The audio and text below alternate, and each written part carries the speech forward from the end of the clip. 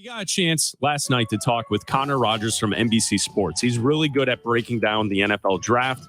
He told us this last night because you floated the idea. What if some of the top defensive players were off the board and the Bears come up at 9 and it's a decision between offensive lineman or wide receiver? Mm-hmm. And you and I both think that the Bears should look at wide receiver, consider a wide receiver with the 9th overall pick.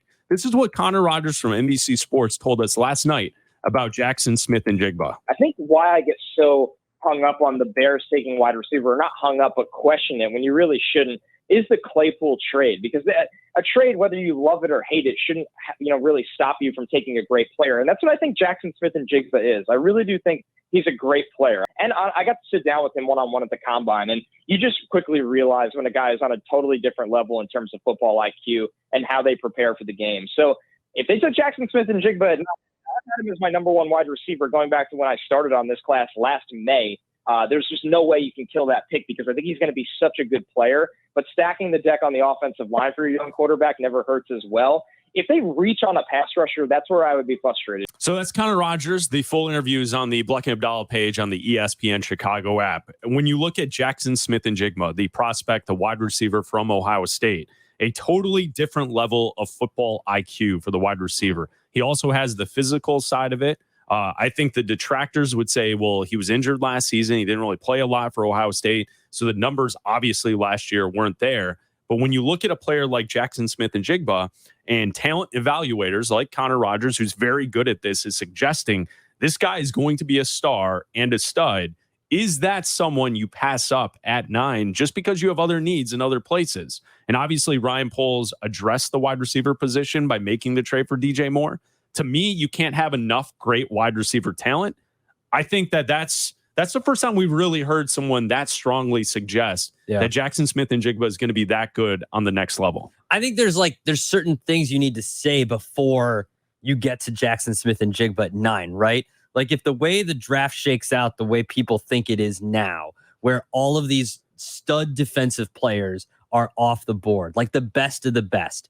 Now, Connor Rogers also told us, if you go to the ESPN Chicago app, that it's pretty deep for edge rushers, right? So you could get someone in the 2nd round. It's just that the talent gap is there between, like, after all these guys are gone, after Tyree Wilson's gone and Will Anderson's gone, Jalen Carter's gone, after those guys are gone, like the gap is so much that you could get a guy at 53 if you wanted to, where the Bears pick next.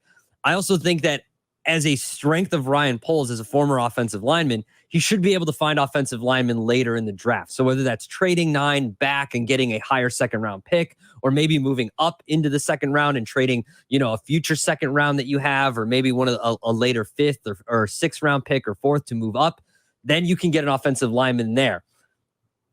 If all those things are true, Ryan Poles being good at selecting offensive linemen, all the top defensive end talent there, and you sticking at 9, then to me, the answer is get another weapon for your quarterback. Because to me, the biggest question mark that needs to be answered at the end of the season is Justin Fields the guy. And let's be honest, a defensive end doesn't really help Justin Fields become a better quarterback. Does it give him better field position? And yes, I understand that. You need to build through the trenches. And yes, I get that. I understand that. But you also have a chance to get a top defensive talent in next year's draft, because if Carolina is bad and you have a top 5 pick again, or a top 6, 7, 8 pick, sure, you can get another stud defensive lineman there. Are you getting Will Anderson? No, but you're not getting Will Anderson this year either. No, you passed on that. So to me, you get the best available wide receiver weapon for your quarterback, and you figure out the depth chart. Like, yes, DJ Moore is your number 1 wide receiver. What do you do with Mooney? What do you do with Claypool? Well, here's the thing. Mooney's deal is up at the end of this year. Are you giving him an extension? How much money does he want? If he wants too much money, okay, Mooney will use you this year. And guess what? We've got Jaxon Smith Njigba next year. Theoretically, it would be nice if you could replace Darnell Mooney as your 2. Absolutely. With a younger stud who you don't have to pay for quite some time, right? You can wait it out and see if he develops. And like, we started the week, I was in for Greeny on Monday, and we had breaking news on Monday because the Eagles gave a new contract to Jalen Hurts. And so if you want to do the whole, how can the Bears get to the next level thing, and you look at the blueprint for this team for the future, I mean, first of all, the Eagles started at a baseline in a better situation with their quarterback and their rebuild, because they were better on both the offensive and defensive lines from the start with Jalen Hurts. So Ryan Poles has to build up both of those as well. I would say, though, the way the Eagles assembled talent around Jalen Hurts, I think certainly allowed him to flourish in this last season, allowed him to get the new contract. And how did the Eagles do that? They traded for a number one, A.J. Brown, and they drafted highly Devontae Smith, right? To me, that's the same exact blueprint that the Bears could lay out in front of us right here. You trade for DJ Moore, and you could draft at 9 Jaxon Smith Njigba, and boom, now you're ready to roll with a young quarterback to hopefully take it to the next level in year 3, exactly what Jalen Hurts did, which led to his contract extension that we saw on Monday. And the way Connor started that soundbite by saying, well, you might not want to because you have Chase Claypool and you gave up high draft capital for Chase Claypool. Well, he's up after this year too.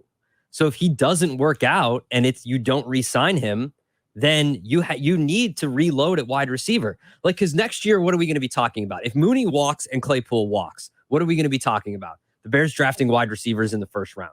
You have a top pick this year. Go get your wide receiver now. Get offensive line in the second round. Get defensive line in the second round, because you're still going to have 2 picks next year in the first round. You have your own, which is hopefully somewhere where around an 8-win team would be, maybe, 18, 19, 20, somewhere like that. But then if Carolina's bad, you can get 2 stud wide receivers in the first round or get your defensive end there. Like, you don't have to say, oh, well, we need offensive linemen. Well, we have to draft an offensive lineman in the first round. Well, we need defensive end. Well, we got to draft a defensive lineman in the first round. If the talent's not there, go with where the talent is. The talent's at wide receiver. And if he can turn into Cooper Kupp, then you absolutely would take that at 9. Yeah, like that. That's the thing that I think was surprising, is that was the name that was given as a comparable, as a possible ceiling for Smith and Njigba, which I don't think that we've necessarily heard that to this point. That someone that good, where Cooper Kupp, arguably you would say, is a top 3 wide receiver in the NFL when healthy, if not the best wide receiver in the NFL. Like, how would you list it off? Jefferson from Minnesota, Chase from Cincinnati, and then what? It would be Cooper Kupp, right? Those are the 3 best wide receivers in all of football. Yeah. So if that's the type of football IQ and the physical side that you can match with the prospect, I just think when you look at it, and I know a lot of Twitchers in the Twitch chat saying, hey, Bleck and Abdalla, the Eagles already had the good offensive and defensive lines, so it's not the same. Yeah, that's basically what I said to start the conversation. The point being, though, I think it's more valuable in today's NFL to have better weapons around the quarterback than having a better line. I think at times last season, the Bears line was okay.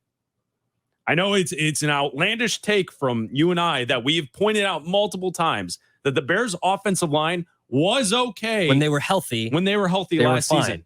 It wasn't a complete train wreck like people want to make it seem. Now, was the quarterback always comfortable? Were the offensive line missing bodies at certain points? Was the depth okay? Were things perfect? No.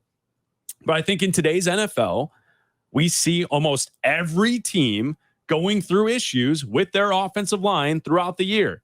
I would say the Eagles were different last season, offensive line considerations. But then when you look at the other teams, Kansas City had some issues. Cincinnati had some issues. There are teams who are great in the NFL who deal with stuff on the offensive line mid-season. It happened to work out, and it probably isn't the best, like, for the Bears, to use it as a comparison, that the best offensive line, one of the best offensive lines in football, made it to the Super Bowl, because it doesn't always happen that way. Like, just because this past year the best offensive line in football made it to the Super Bowl doesn't mean that it happens every year. Football teams are imperfect. It takes a while for offensive lines to gel. So I feel like that the Bears, if they sit at 9 and all the offensive linemen are on the board and they want an offensive lineman and they don't want a wide receiver, they may look to trade back and say, you know what, we can get one of these guys. Like, we don't have to take Skoronski. Like, you don't have to have him just because, like, he's probably a better guard than he is a tackle. So maybe you say, all right, well, we're not going to take a guard at 9. We're going to move back and take a guard later. We'll take a tackle later. Like, you could do a lot of things with the 9th pick.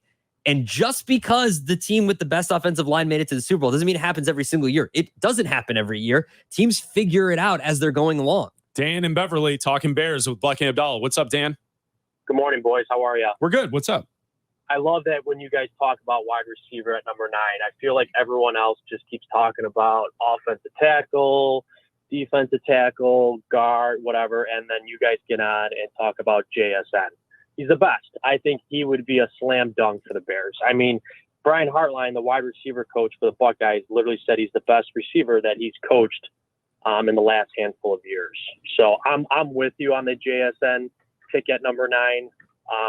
I think they definitely, if they don't go with him, I think they do have to go with an offensive lineman, someone on the offensive side of the ball, because you guys just mentioned it a couple minutes ago.